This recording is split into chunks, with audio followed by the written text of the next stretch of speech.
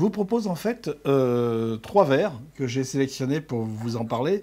Un premier verre, le verre Inao, mais également deux autres verres qu'on peut trouver sur le marché, tels que celui-ci. Alors retenez en fait que ce qui est important dans le verre, c'est sa forme ovoïde. Vous voyez, une base beaucoup plus large, un col qui se rétrécit, pour favoriser en fait les aspects d'analyse autour du vin, que ce soit les aspects olfactifs ou les aspects visuels de couleur de vin et ainsi que le gustatif. Voilà.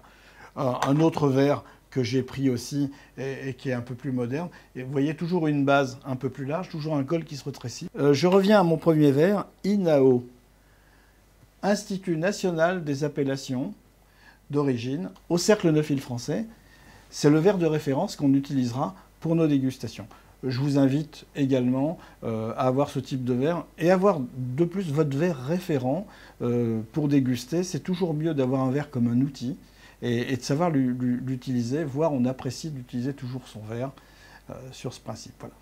En fait, quand on tient un verre en dégustation, on le tient soit par la base, soit par la tige, mais jamais comme je vais le faire, en fait, par le gobelet. Ne tenez pas un verre comme ça par le gobelet, ne serait-ce que de vous voir.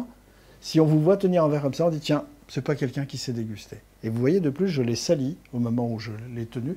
Donc prenez l'habitude de le tenir ou comme ça, votre guide.